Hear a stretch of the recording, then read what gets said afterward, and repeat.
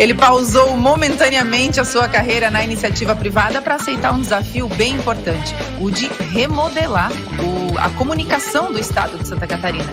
Meu convidado de hoje é o secretário de Estado da Comunicação, João Paulo Gomes Vieira. Seja bem-vindo, secretário. Mas eu quero saber como que começa a tua história com o governador Jorginho Mello. Como é que vocês se conheceram?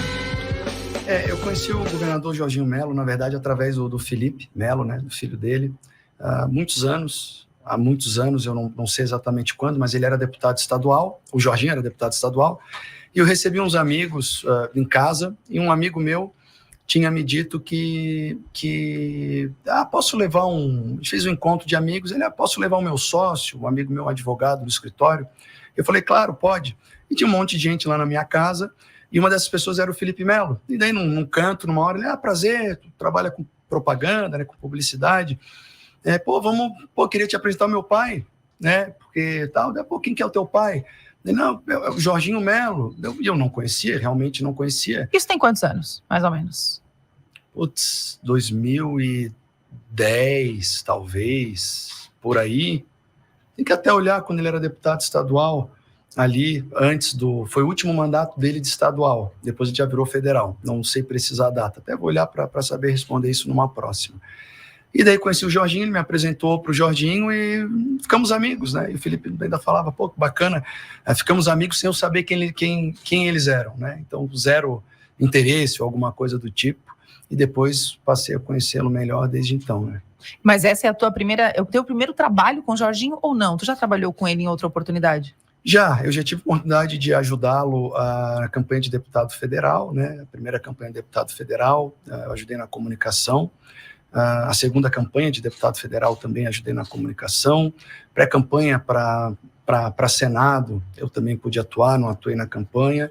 Também não atuei na campanha para governador com ele, a gente fez uma pré antes, né? Mas sempre ali torcendo, sempre junto, sempre puxando o voto. Então, né? Vocês não são dois desconhecidos agora, vocês já têm uma relação de mais tempo. Já, mas uma relação não profissional, digamos assim. Ela teve lampejos de relação profissional, mas a gente sempre nos tornamos bons amigos, né? No governador, e até curioso, porque a gente é quase vizinho em Florianópolis, então, às vezes eu estava na pracinha caminhando com o cachorro, ele estava voltando do shopping, a gente se cruzava em aeroportos algumas vezes, mas sempre que a gente encontrava, ele me chamava, vem tomar um café. Ele sempre fala que gostava muito de mim, ele fala para todo mundo que me tem como um filho, que eu tenho idade para ser dos filhos dele, que só até dá uma liberdade de ele me cobrar e às vezes ser mais ríspido, assim como ele é com os filhos dele, né? Então a gente tem essa intimidade boa já de bastante tempo. O que te fez aceitar esse convite, João? Ele. Na verdade, ele, né? Foi de supetão ou foi uma coisa que foi sendo ali... 100% de supetão. Ele te ligou um dia e falou, bora pra cá? Na verdade, eu estava na semana que antecedia ali o Natal, e o Felipe me chamou para a gente ter uma conversa, falando um pouco de como é que foi o ano do governador, de como é que as coisas estavam indo, e que eles entendiam que seria muito importante dar uma mexida, uma aprimorada, em momento algum sem falar mal do trabalho do antecessor, que isso fique muito claro.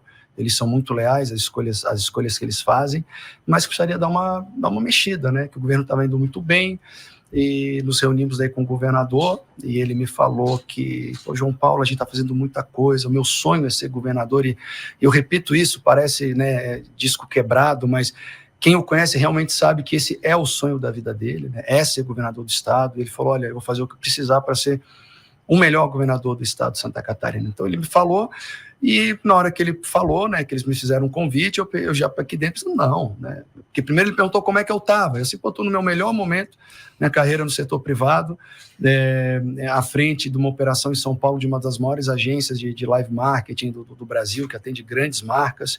São Paulo é outro tamanho de tudo, né?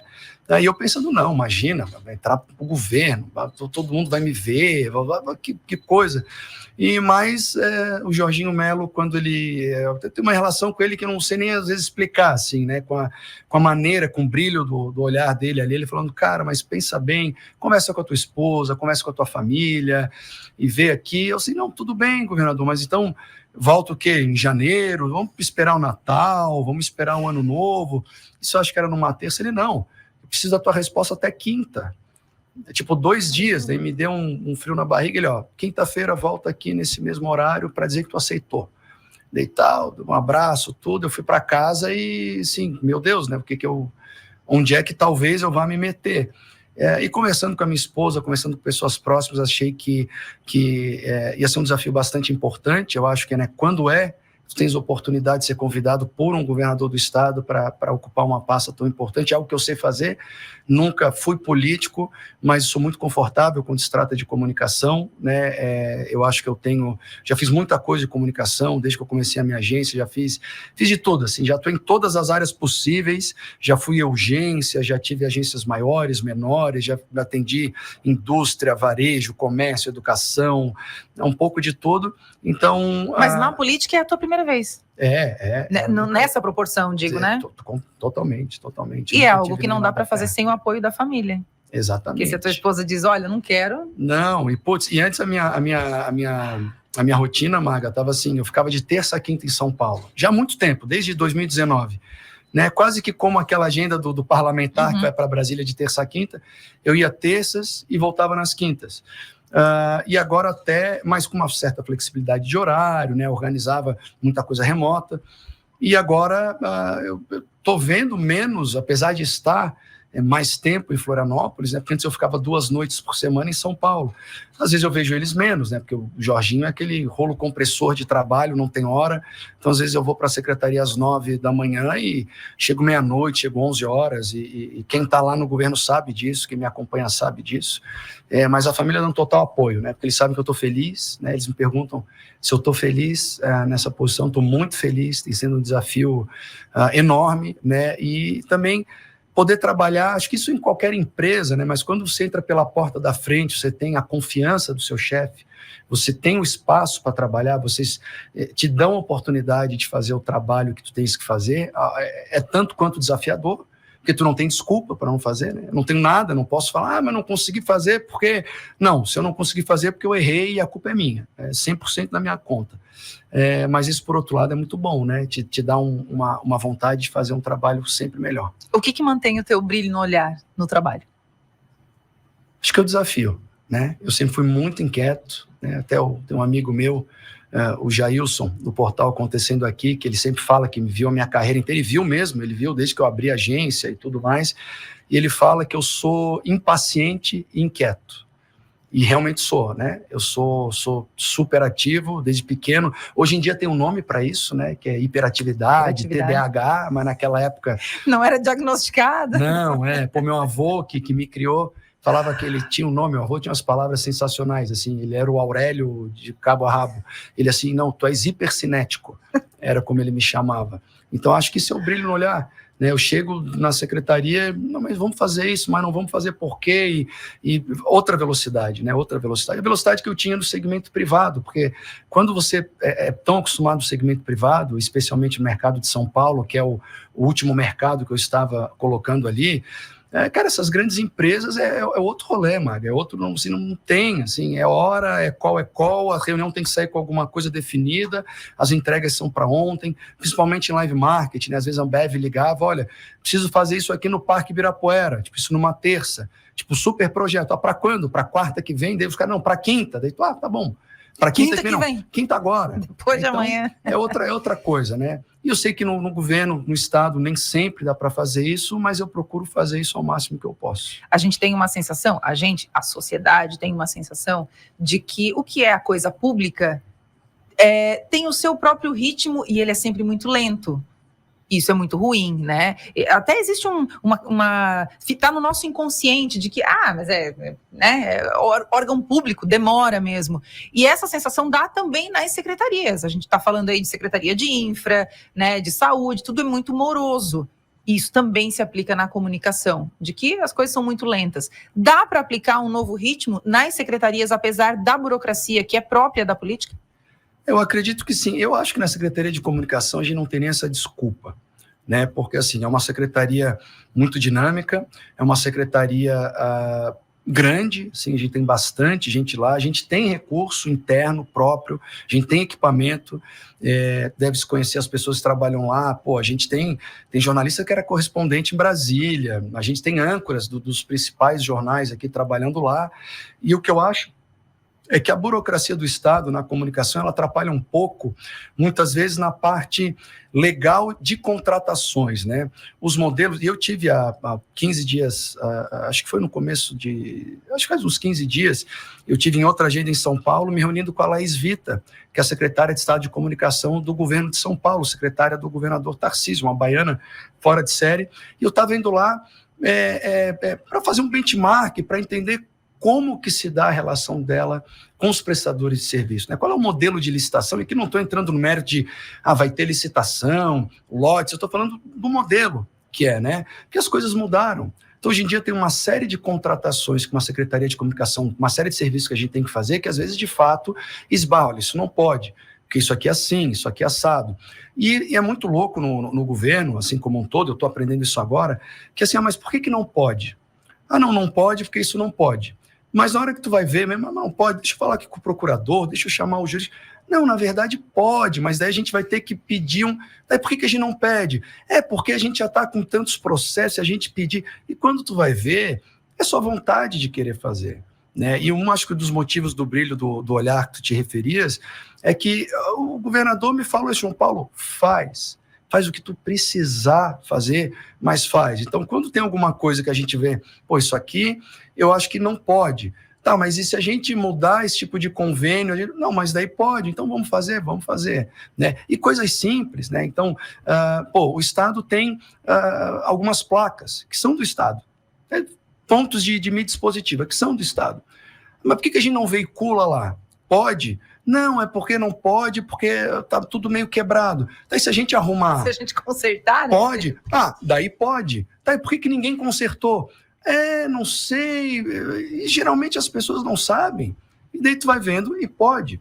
E isso eu me espelho muito no governador Jorginho Melo, porque isso tem acontecido em várias áreas. Ele assim, e se a gente fizer curso profissionalizante junto? Pode. Mas o que precisa para fazer? Então, a gente faz assim, a gente acha um parceiro...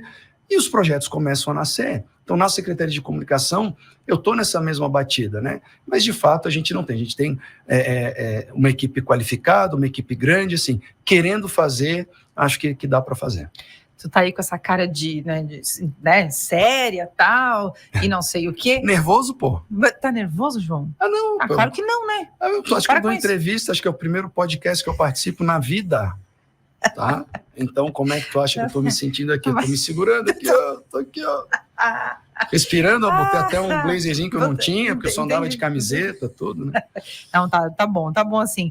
Mas aí tu faz essa cara, tá aí todo não sei o que, mas tu é canceriano. Canceriano é mais emotivo, mais sensível. Jorginho Melo também é canceriano. Como é que é a relação de vocês dois? Acho que nesse ponto não interfere em nada, né? O Jorginho, ele é muito coração. Acho que ele é muito coração, e às vezes isso... Eu também sou muito coração. E às vezes... emociona fácil? Fácil. Mentira. Falar de filho, de algumas coisas, é 2 palitos. Mas eu me emociono escondidinho, né? Tá. Acho que só depois que a gente fica mais velho é que chora em público, tudo. Eu choro no meu cantinho. Mas eu acho que essa relação é muito bacana. Quem trabalha perto do governador sabe o quanto ele é coração, né? E muitas vezes ele toma decisões, o coração fala mais alto, né? Ele nunca deixa isso ofuscar, ele é um cara muito focado, e eu acho que eu sou assim também. Mas às vezes eu acho que eu poderia ser um pouco menos coração e menos emotivo do que eu sou. Qual é a tua relação com a fé? Eu pergunto isso porque, a exemplo do Jorginho Melo, que tem a Nossa Senhora na lapela, né, do blazer que ele usa, e ele nunca esconde isso, a gente vê isso refletido em muitos momentos. Qual é a tua relação com a fé? Olha, eu já fui muito atuante, né, eu sou católico, E o pessoal ainda brinca, né? Se não é muito atuante, então é porque é católico. Mas eu estudei num colégio jesuíta, em Florianópolis. Eu fiz parte de grupo de jovens da igreja. Eu tenho meu nome por causa do Papa João Paulo II, né? E a minha mãe foi grávida, veio a missa do Papa João Paulo no estádio do Maracanã, em 4 de julho de 80, e eu nasci naquele mesmo dia. E até uma brincadeira, porque fala, então tu não é manezinho, porque eu me orgulho de ser de Florianópolis, e na minha identidade está lá, natural do Rio de Janeiro. Poxa vida, Putz, isso me persegue. Eu ainda falei, mãe, mas por quê? Você, meu filho, quando tu nasce, tu tem que registrar onde tá. Não dá para dizer que tu não nasceu lá. Né? Então, mas eu só nasci lá, a família do meu avô é de lá, eu frequentei o Rio de Janeiro sempre nas minhas férias, mas eu só nasci, né? Minha relação com o Rio de Janeiro era de férias e não de trabalho e nem de nada. Mas eu acredito em Deus, rezo todos os dias, acredito nisso, mas confesso que eu estou preciso voltar a frequentar a missa, que isso me faz falta, sabe? Eu acho que isso me faz falta. E a minha avó sempre me cobra, meu filho, tem que rezar, tal. Eu fui criado muito pelo meu avô e pela minha avó, então isso é uma coisa que eu tenho que melhorar. Mas aquele discurso assim, tenho fé, rezo, acredito em Deus, acredito em Jesus Cristo, mas de fato, acho que eu tenho que praticar externamente, mas por outro lado eu fico tranquilo que assim, eu não vou na missa, mas eu acho que eu até rezo mais do que muita gente que vai na mas missa. A gente dá um aval nesse momento em que tu estás secretário, porque a gente sabe que aí o tempo é um pouco mais escasso, então por enquanto você está dispensado, tá? Igual alistamento militar que você dispensa a pessoa e tudo bem.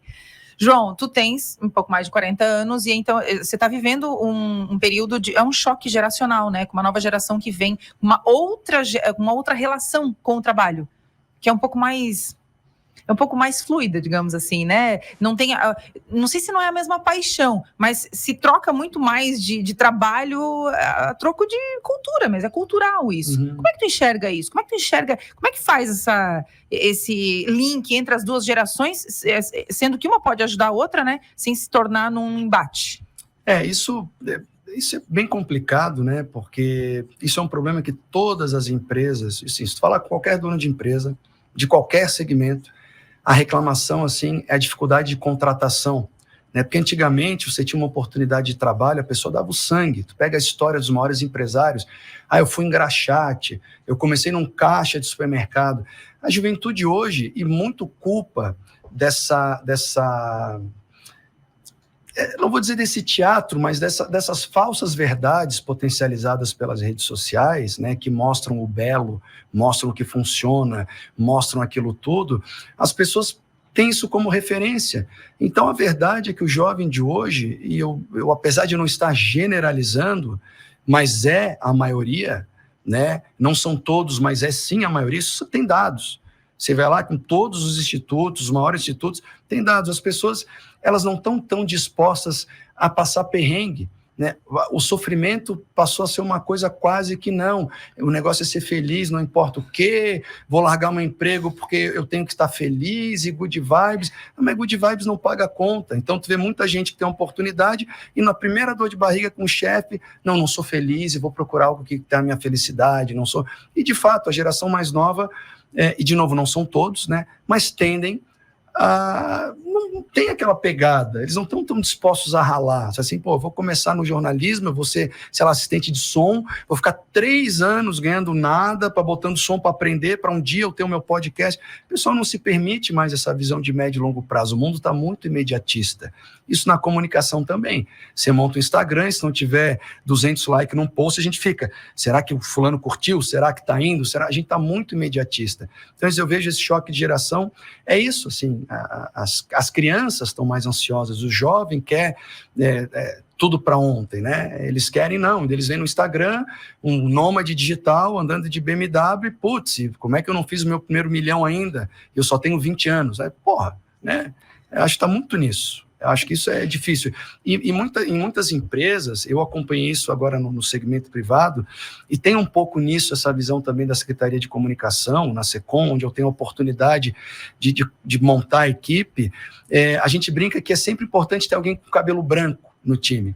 É a pessoa mais ponderada, é a pessoa que já passou por aquela situação 200 vezes, e às vezes o jovem não passou por aquilo nenhuma vez, mas é cheio da razão, e acha que a opinião dele é a certa, né? E eu me incluo nessas vezes também, tá?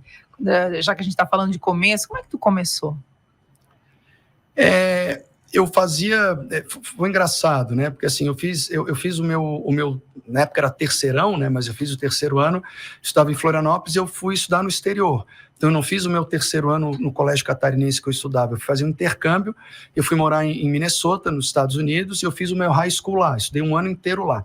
E como o ano letivo lá é de julho a julho, a minha turma toda fez vestibular no verão, em dezembro, e eu não fiz, eu estava terminando. Então, quando eu voltei do intercâmbio, os meus amigos já tinham feito vestibular, a minha geração, né, nem todos passaram, mas muitos passaram, e daí eu entrei no cursinho pré-vestibular, e fiz vestibular para, acho que administração, direito e educação física. Eu sempre gostei muito de esporte, e ainda mais nos Estados Unidos eu tive contato com o esporte de alto rendimento do ensino médio, né? Porque o esporte é muito valorizado nos Estados Unidos, realmente, né?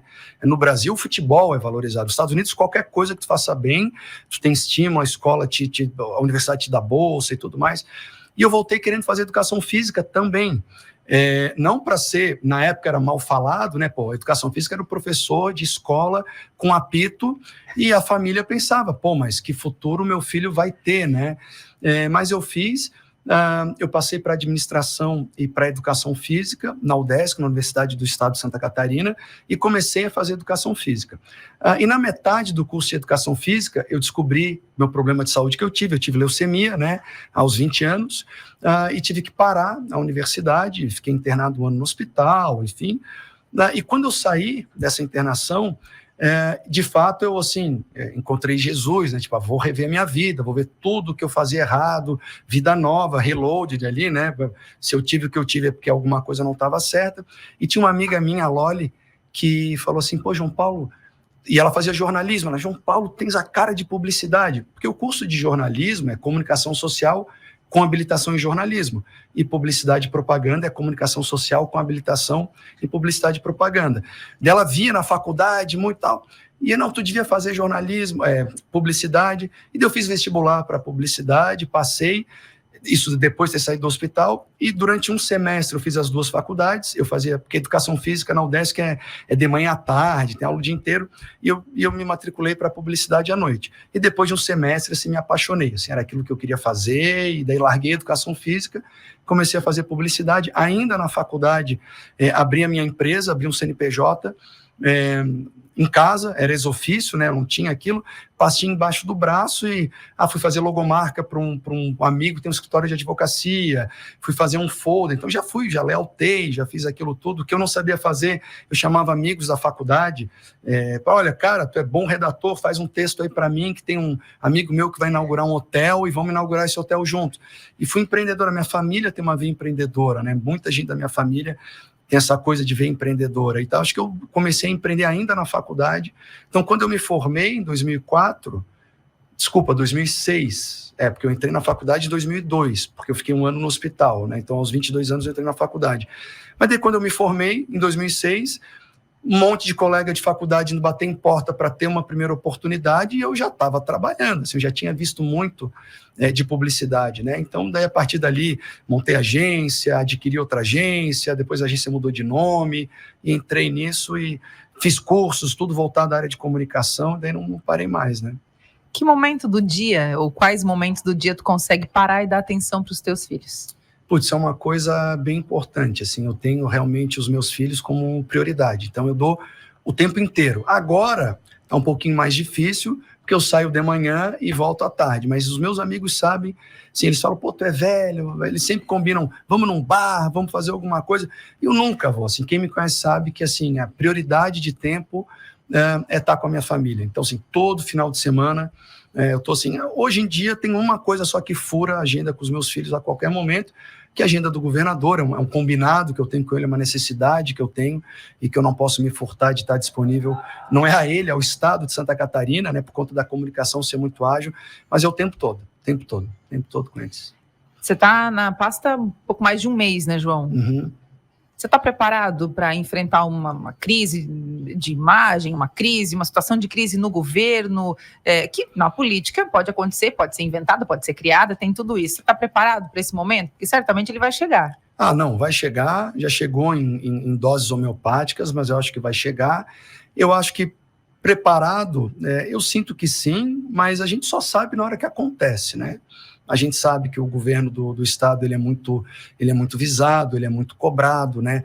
Toda essa relação, essa polarização política que a gente passa, tendo o governador do estado do mesmo partido do presidente Bolsonaro, isso inevitavelmente, isso potencializa ainda mais as críticas que nós temos por grandes veículos de comunicação, ou se não críticas, um olhar diferenciado para Santa Catarina, mas eu acho que eu só vou saber no momento que a crise vier, né? Eu acho mais, assim, tendo as coisas estruturadas, os caminhos ali, um pouco de calma, porque eu já passei por algumas crises no setor privado, e assim, nada como um dia após o outro, né? Então eu acho que sim, por enquanto é a mesma coisa do governo, né? O governo passou o primeiro ano, mas a tendência é que de agora até 2026 a altura do sarrafo suba, né? As cobranças aumentem, e acho que a comunicação, e sempre começa da comunicação, né? Assim, toda a crise ela parte da comunicação, ela é sempre uma notícia, ela é sempre um fato,